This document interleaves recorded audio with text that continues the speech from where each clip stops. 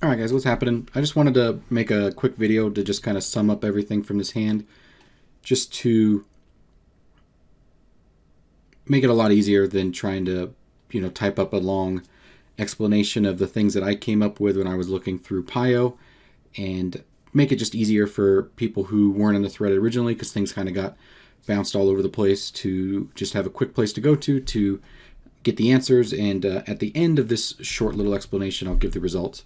First off, we're playing at $1, $2, $200 buy-in game. Unknown player in the small blind. I make a standard open in the middle position with the queen 9. And we see a really small 3-bet here. I do want to point out that I think my call is actually pretty good for the facts that we're in position. We're slightly larger than 100 big blinds, which is going to give me some more maneuverability, and the fact that the 3-bet is so small. All of these things are really good for us.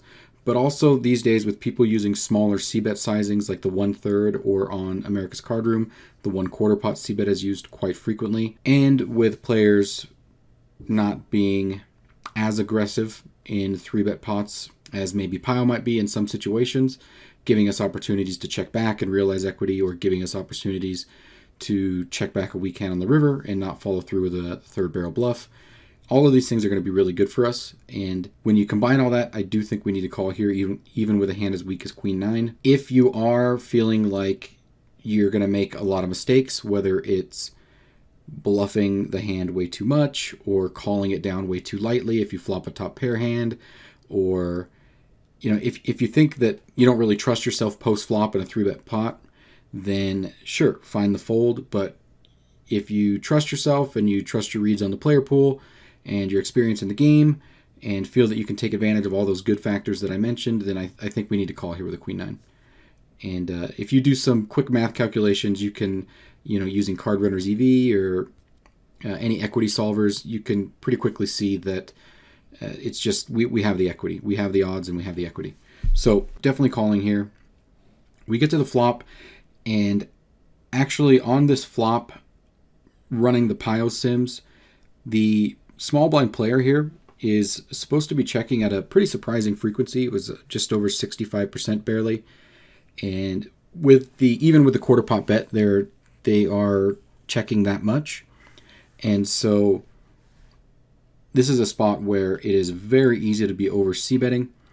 And we can see that as it's kind of standard, as the c-bets go up, our calls and our raises are also going to go up to match that, as they're using more weaker hands in their range to continue c-betting. However, when they're checking 65%, raising that even up to 45%, it's really just going to be mostly a lot of strong hands that we're checking for protection. So the frequencies don't change all of that much. But when we get to about a 50% c-bet, it ends up being where the queen 9 needs to be continued with either a raise or a call, and a raise is favored slightly. So I think that my mistake here was actually probably not raising the flop. That was actually the main reason that I posted the hand in the thread, is because I was hoping that some people would kind of comment on that. That was my question. Even before I solved it, I was kind of bummed with myself when I was reviewing this hand that I didn't find the raise on the flop. We get to the turn, and first thing I want to point out is that after the quarter pot c-bet on the flop and me just calling, Pio, if you give it an option that's bigger than a quarter pot, it will never use the quarter pot sizing again on the turn. So we have a few things already pointing out that this guy's a recreational player. We're using a very non-standard sizing pre-flop. Flop is fine. Using a quarter pot, I think, is reasonable. And we have a non-standard sizing on the turn. Here, when we get to the turn, if he uses the size that he is supposed to use, which is half pot or something larger, then the queen 9 is actually never raising. It's just going to be calling as much favored. If we give him only the option to bet a quarter pot bet and no other sizings, then also we are not supposed to be raising very much, because all of his strong hands are also going to be funneled into this sizing. And we just don't want to be raising and getting re-raised off for equity when all of his strong hands are also put into this size. we would prefer to just call, take our price, and make decisions on the river. However, if we assume that players are actually going to be playing a little bit more straightforward and playing, the strong hand parts of their range and the strong bluffs, and maybe even a few polarized bluffs for a larger bet, and then the weaker portion of their range for a smaller bet. If we do that, where we actually give it the big and the small option, and we make Pio bet a little bit in the smaller option, when we see that happening, we are supposed to be raising here with the Queen 9 quite a bit. And I think it's actually really fair to assume that in the player pool, on this type of a board, sure, pocket sixes, pocket sevens, if he has those, if he has those two hands, I think those are going to be going for a small bet here a ton. If he has a hand like kings, certainly, absolutely, is probably going to be doing something like this. And maybe even like ace king with the ace of hearts or ace king with the ace of diamonds.